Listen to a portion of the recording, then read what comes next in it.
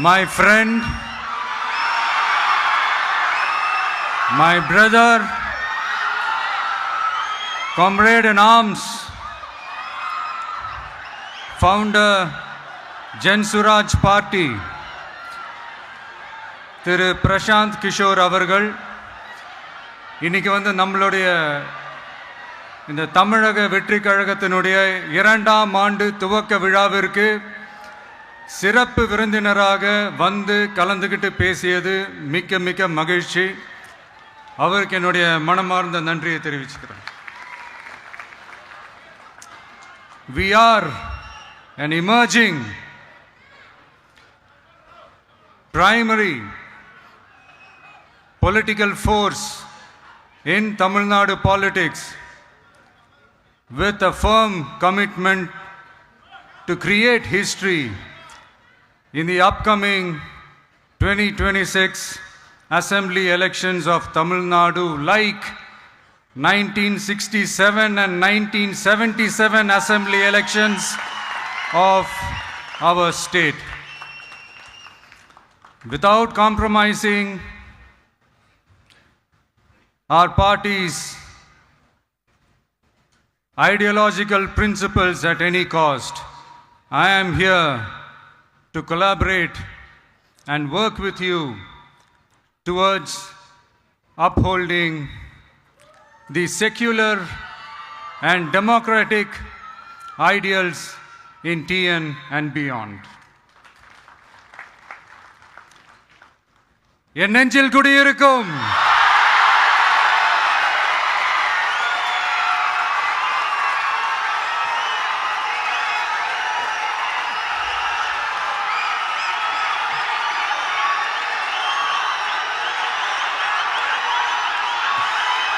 என்னுடைய தோழர்கள், தோழிகள் எல்லாருக்கும் என்னுடைய வணக்கம். வணக்கம் வணக்கம்.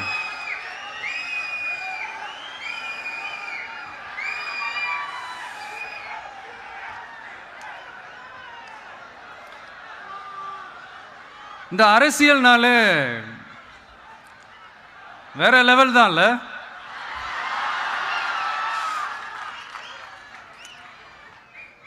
ஏன்னா இந்த அரசியலில் மட்டும்தான் வித்தியாசமான ஒன்று நம்ம பார்க்கலாம். யார் யாரை எப்போ எதிர்ப்பாங்கன்னே நமக்கு தெரியாது. யார் யாரை எப்போ ஆதரிப்பாங்கன்னே நமக்கு தெரியாது. அதை கணிக்கவே முடியாது. அதனால தான் இந்த அரசியலில் மட்டும் முன்னாடிலாம் சொல்லி நம்ம கேள்விப்பட்டிருப்போம், நிரந்தர நண்பனும் நிரந்தர எதிரியும் இல்லைன்னு சொல்லுவாங்க. அரசியலுக்கு யார் வேணாலும் வரலாம், அது ஒரு ஜனநாயக உரிமைன்னு சொல்லுவாங்க. ஆனால் மக்களுக்கு ரொம்ப ரொம்ப பிடிச்சி போன ஒருத்தன் அரசியலுக்கு வரான்னா அதை கண்டிப்பாக நல்லவங்க எல்லாம் வரவேற்பாங்க. ஆனால் ஒரு சில இந்த அதிகார இல்லை அது வேணாம், ஒரு சில பேருக்கு மட்டும் கொஞ்சம் எரிச்சல் வரத்தானே செய்யும். அது இருக்கும் தானே. என்னடா இவன் திடீர்னு ஒருத்தன் என்ட்ரி கொடுத்துட்டானே, இது வரைக்கும் நாம சொன்ன பொய்யெல்லாம் நம்பிக்கிட்டு மக்கள் நமக்கு ஓட்டு போட்டுக்கிட்டு இருந்தாங்களே, ஆனா இப்ப இவன் சொல்றதெல்லாம் பார்த்தா மக்கள் மனசுக்கு ரொம்ப நெருக்கமா வேற இருக்குது. அதுவே நமக்கு ஒரு பெரிய நெருக்கடியாகவும் இருக்குது. இவனை என்ன பண்ணலாம், என்ன செய்யலாம், எப்படி இவனை இது பண்ணலாம், க்ளோஸ் பண்ணலாம்.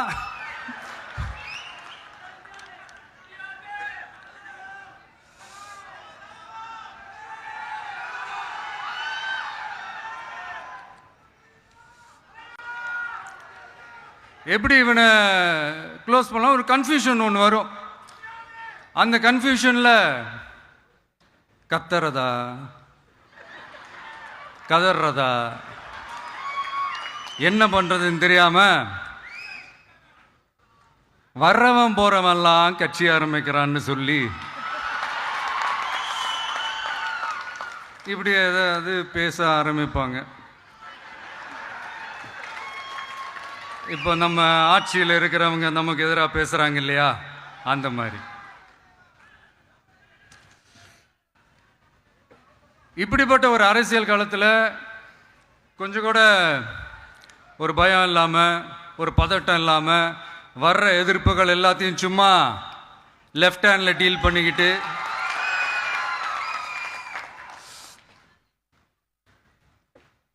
இதோ நம்மளுடைய தமிழக வெற்றி கழகம் முதலாவது ஆண்டை கடந்து இப்போ 2வது ஆண்டில் அடி எடுத்து வைக்கிறோம். இந்த ஒரு காலகட்டம் தான் மிக முக்கியமான ஒரு காலகட்டம்.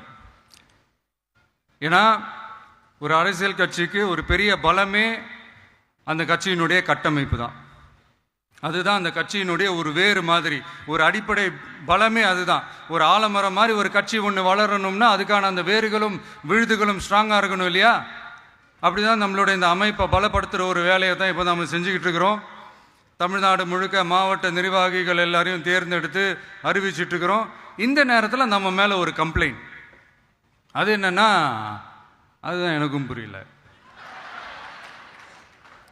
நம்மளுடைய மாவட்ட நிர்வாகிகள் எல்லாருமே வெறும் இளைஞர்களாகவே இருக்கிறாங்களாம்.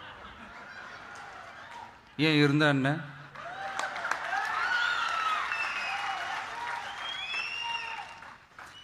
அறிஞர் அண்ணா அவர்கள் கட்சி ஆரம்பிச்சப்பா ஒரு பின்னாடி நின்னதும், புரட்சி தலைவர் எம்ஜிஆர் அவர்கள் கட்சி ஆரம்பிச்சப்பா ஒரு பின்னாடி நின்னதும் வெறும் இளைஞர்கள் தான். அந்த இளைஞர்களால தான் 1967லையும் 1977லையும் அந்த 2 தேர்தலையுமே ஒரு மிகப்பெரிய ஒரு வெற்றி கிடைச்சது. வரலாறு, அதுதான் வரலாறு.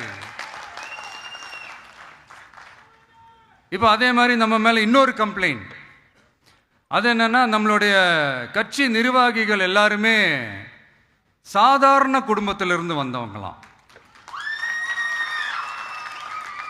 அதே தான் இங்கேயும் கேட்குறேன், ஏன் வரக்கூடாதா?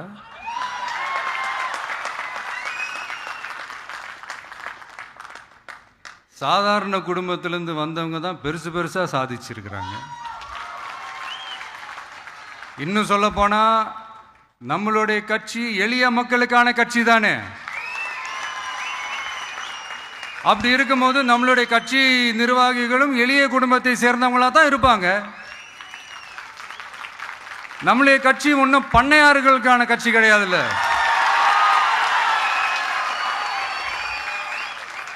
முன்னாடிலாம் அந்த காலத்தில் பண்ணையாருங்க தான் பதவியில் இருப்பாங்க. இப்போ கொஞ்சம் உள்டா மாறிடுச்சு, பதவியில் இருக்கிறவங்களாம் பண்ணையாரா மாறிடுறாங்க.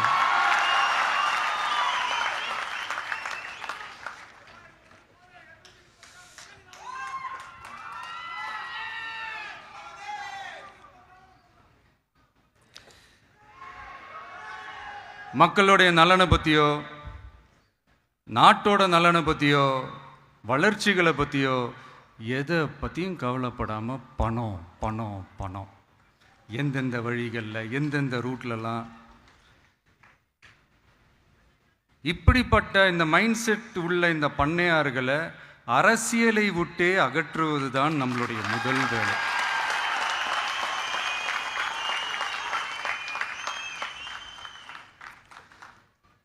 அதை ஜனநாயக முறைப்படி நம்ம செய்கிறதுக்கு தான் 2026 தேர்தலை நம்ம சந்திக்க போகிறோம்.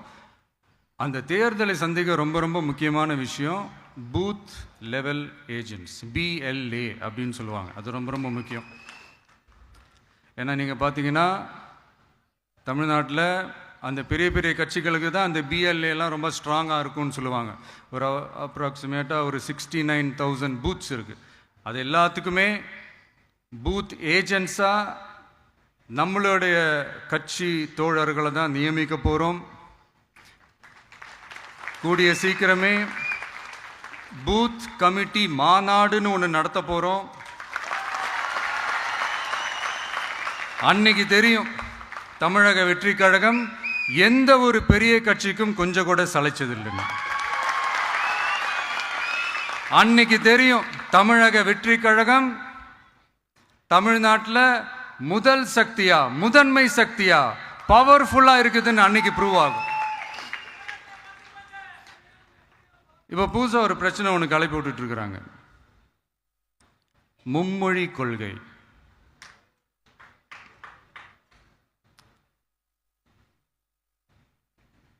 அதாவது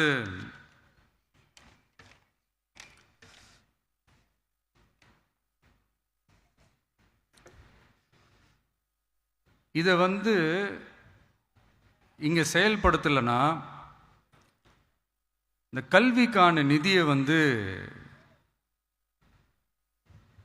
நம்மளுடைய மாநில அரசுக்கு கொடுக்க மாட்டாங்களாம். இந்த எல்கேஜி யூகேஜி பசங்க சண்டை போட்டுப்பாங்க தெரியுமா, அந்த மாதிரி கொடுக்க வேண்டியது அவங்களோட கடமை, இங்கே இவங்க வாங்க வேண்டியது இவங்களுடைய உரிமை. ஆனால் இவங்க 2 பேரும் இங்கே எவ்வளோ சீரியஸாக ஒரு பிரச்சனை ஓடிட்டு இருக்கு. இவங்க 2 பேரும் அதாங்க நம்ம பாசிசமும் நம்ம பாயாசமும்,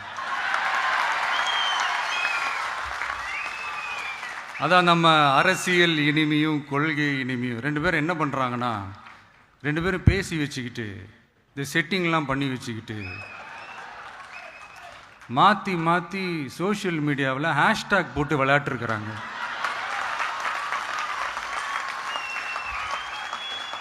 இங்கே என்ன நடந்துக்கிட்டு இருக்கு, அதாவது இவங்க 2 பேரும் அடிச்சுக்கிற மாதிரி அடிச்சுப்பாங்களாம். அதை நாங்கள் நம்பணுமா, மக்கள் நம்பணுமா? What bro, it's very wrong bro.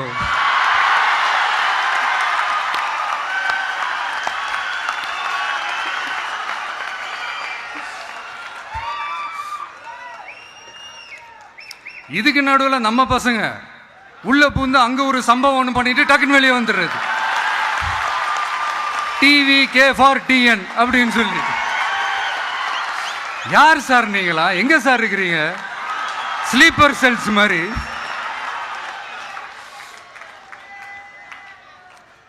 அதனால இதெல்லாம் மக்களுக்கு நாம சொல்லி புரிய வைக்க வேண்டிய அவசியமே கிடையாது. அவங்களுக்கே தெரியறதெல்லாம் எவ்வளவு பெரிய ஒரு ஏமாத்து வேலைன்னு. நம்ம ஊர் சுயமரியாதை ஊர். நாம் எல்லாரையும் மதிப்போம், ஆனால் சுயமரியாதையை மட்டும் யாருக்காகவும் எதுக்காகவும் விட்டு கொடுக்க மாட்டோம். நாம் எல்லா மொழிகளையும் மதிப்போம், அதில் மாற்றுக்கிறதே கிடையாது. தனிப்பட்ட முறையில் யார் வேணாலும் எந்த ஸ்கூலில் வேணாலும் படிக்கலாங்க. உனக்கு எந்த மொழி வேணுமோ, எப்போ கற்றுக்கணுமோ, உனக்கு எப்போ தோணுதோ கற்றுக்கலாம். அதெல்லாம் அவங்கவுங்களுடைய தனிப்பட்ட ஒரு உரிமை.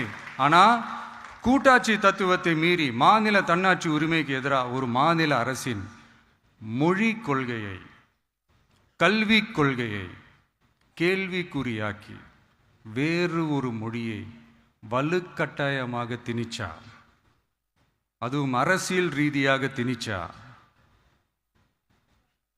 எப்படி ப்ரோ?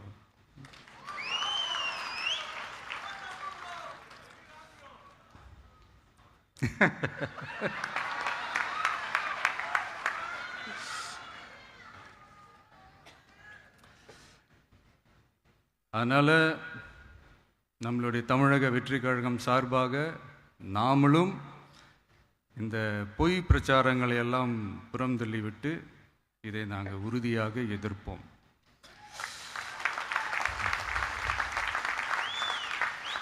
கான்ஃபிடென்ட்டாக இருங்க, நல்லதே நடக்கும், வெற்றி நிச்சயம். மீண்டும் சந்திக்கும் வரை நன்றி, வணக்கம்.